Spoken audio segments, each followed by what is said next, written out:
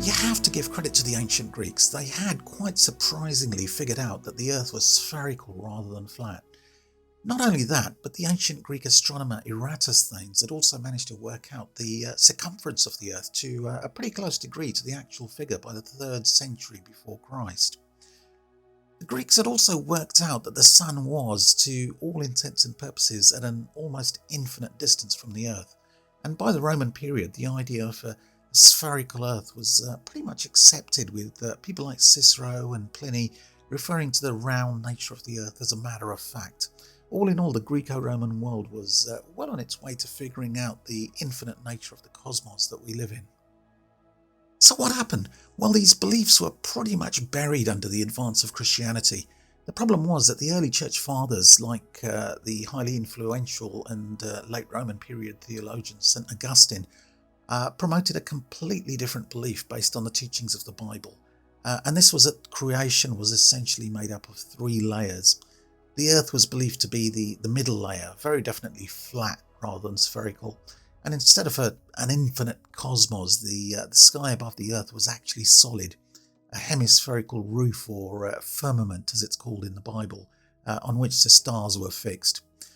Above and beyond the hard dome of the sky was a large body of water which, through windows in the heavens, allowed for rain and flooding, as for example during the time of Noah and the Great Flood. Above this hard dome and water was heaven itself, where the angels and God resided. Meanwhile, below the earth was hell, a fiery furnace where people were tortured without end. And of course, if the earth was flat, there had to be a centre of the world, so naturally Jerusalem was assumed to be the focal point, with all lands and countries radiating away from Jerusalem in all directions. And that's exactly what we see in the various early and medieval maps of the world, with Jerusalem slap bang in the middle of the known world. This map, for example, is called the Clover Leaf World Map, and was drawn by Heinrich Bunting in 1581, and complies with the Bible teaching of Jerusalem being at the centre. There's nothing in the Bible, in the Old or New Testament, that would remotely suggest the earth we live on is a small, insignificant sphere in a vast and unending cosmos filled with infinitely more massive stars and planets than our solar system, and perhaps with infinite forms of alien life elsewhere in the universe as well.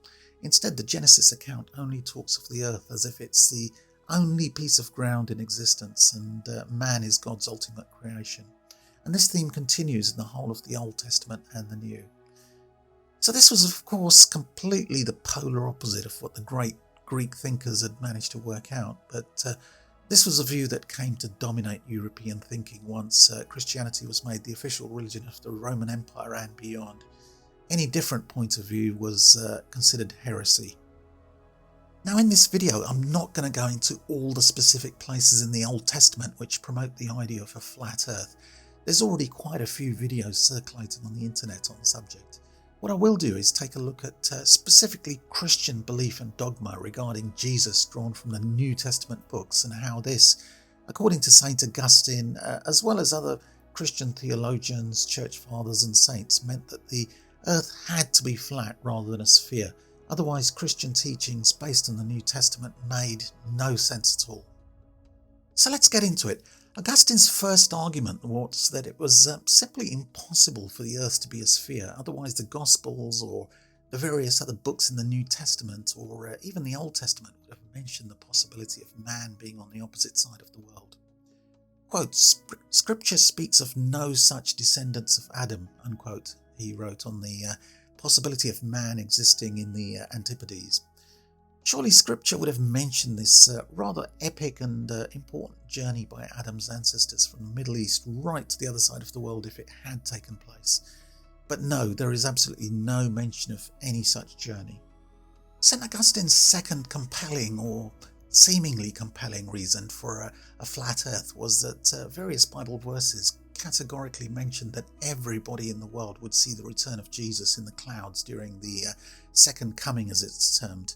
So let's take a quick look at the Bible verses that St. Augustine was referring to. Mark chapter 13 mentions that, quote, "They will see the Son of Man coming in clouds with great power and glory," quote, unquote. Matthew chapter 16 says something similar, and also suggesting he's escorted by a host of angels.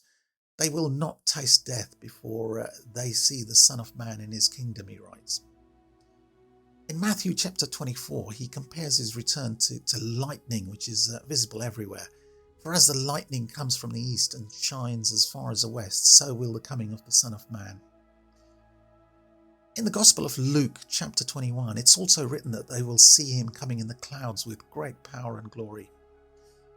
And it's not just the Gospels, but other books in the New Testament. The same message is reiterated, for example, in the book of Revelation, which explicitly says, quote, "Every eye will see him," unquote. Now, if the world was flat, this wouldn't be a problem. We'll assume, like the early Christians assumed, that the earth isn't a very big place, and that therefore Jesus descending from the clouds could be technically visible in most places, although in reality any person more than a few miles away would have had severe difficulties. Nevertheless, a flat earth means the line of sight from any point on earth to any point in the sky where Jesus appeared at would not be obstructed. However, the idea of everyone seeing the second coming becomes nonsensical if the earth is a sphere. It's simply not possible for all the people of the earth to see his return due to the curvature of the earth. People just a few hundreds of miles away would not be able to see the event, never mind anyone at the opposite side of the world.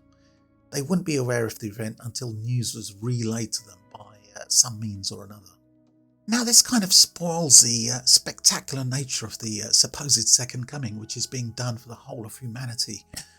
Jesus coming back is supposed to be the climax of the Christian narrative of the end times, his triumphal return to the earth and the beginning of his rule for 1,000 years. Certainly nobody would want to miss that, but half of humanity would miss out on seeing this most important event.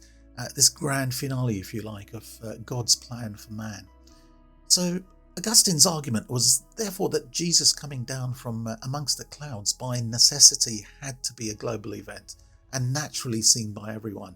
Ergo, either the earth is flat, or in the unlikely event that it's a sphere, then certainly nobody lives on the other side of the world. The third really important argument made by Augustine for a flat earth was in relation to the apostles being explicitly commanded by Jesus to take the message of Christianity to the four corners of the earth. The apostles therefore must have reached these places to preach the gospel to every creature. So let's take a look at the Bible verses relating to this and used by Augustine. Matthew chapter 24. The kingdom will be proclaimed throughout the whole world. Romans chapter 10 says there, meaning the apostles, sound went into all the earth. Now these verses led Augustine to argue that since the apostles needed to get to the ends of the world to spread the message, it followed that there must not be any place that was inaccessible to them.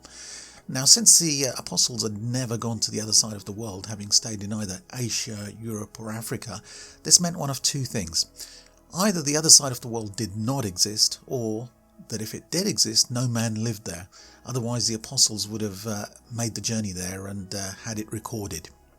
Augustine himself wrote, quote, "For Scripture, which proves the truth of its historical statements by the accomplishment of its prophecies, gives no false information, and it's too absurd to say that some men might have taken ship and traversed the whole wide ocean, and crossed from this side of the world to the other, and that thus even the inhabitants of that distant region are descended from that one first man."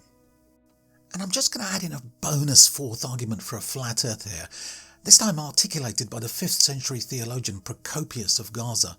He argued that if there were men on the other side of the earth, they couldn't possibly be saved because there was no way at that time for the word to be preached there.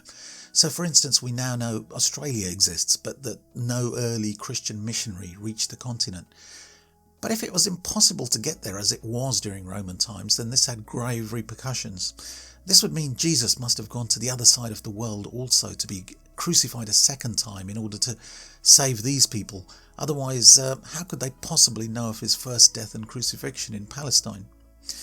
It also meant that there must be a second Eden and a second Adam and Eve, a second snake and a second great flood, another Noah, and so on. For these people needed to be treated as equally as the people in the known world. But Jesus being crucified twice, two Adam and Eves, two Noahs, etc., was plainly nonsensical, and therefore, according to Procopius, this proved the earth must be flat. So these influential views of St. Augustine and others effectively meant that the idea of a flat earth became part of Christian dogma, and the old curiosity regarding the heavens that the ancient Greco-Roman culture had nurtured began to disappear pretty quickly as Christianity spread and became the dominant faith. The earlier discoveries of the Greeks were discouraged and eventually banned in the Roman Empire. Christian dogma was aggressively imposed, and any contrarian view was now considered heresy. The early church fathers doubled down on the old but true learning, declaring it was against the teachings of the Bible. And this growing lack of curiosity was well summed up by St. Augustine, who wrote, quote, "What concern is it to me whether the heavens as sphere enclose the earth in the middle of the world or overhang it on either side?" And the 4th century bishop Basil of Caesarea's response to Greek learning was similar, that it was, quote, "a matter of no interest to us whether the earth is a sphere or a cylinder or a disc or concave in the middle like a fan." And in fact, many of the early Christian apologists and church fathers and saints went further, beginning to roundly condemn and savage all ideas of a round earth, helping push the idea into oblivion for 1,000 years.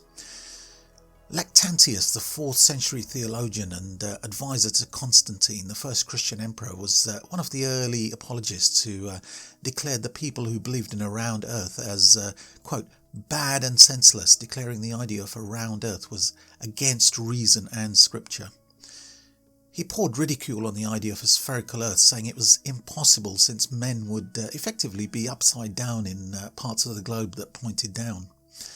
Quote, "Is there anyone so senseless as to believe that there are men whose footsteps are higher than their heads, that the crops and trees grow downwards, that the rain and snow and hail fall upwards towards the earth? I am at a loss what to say of those who, when they have once erred, steadily persevere in their folly and defend one vain thing by another." But quite easily the greatest influence during the Middle Ages continued to be St. Augustine, who also found it difficult to comprehend how life could be possible on the opposite side of the world. Quote, "But as to the fable that there are antipodes, that is to say, men on the opposite side of the earth, where the sun rises when it sets to us, men who walk with their feet opposite ours, that is on no ground credible." And that's the way things would stay in the medieval ages, all other ideas of the earth being spherical being considered anathema. And it was only later that the Ptolemaic model, the theory that the earth was the centre of the universe with the stars and planets circling the earth, came into fashion, since the 3-layer model simply didn't answer all the questions being posed. And of course the same Bible was then used to justify the Ptolemaic belief. Now, in more modern times, most of these Bible verses, as used by St. Augustine and other church fathers, are interpreted as allegorical by necessity. Otherwise, they become nonsensical if their real meaning is taken into account, as the early Christians used to do. Anyway, thanks for watching, and if you like this kind of video, do give the video a like and consider hitting the subscribe button to help us out as well.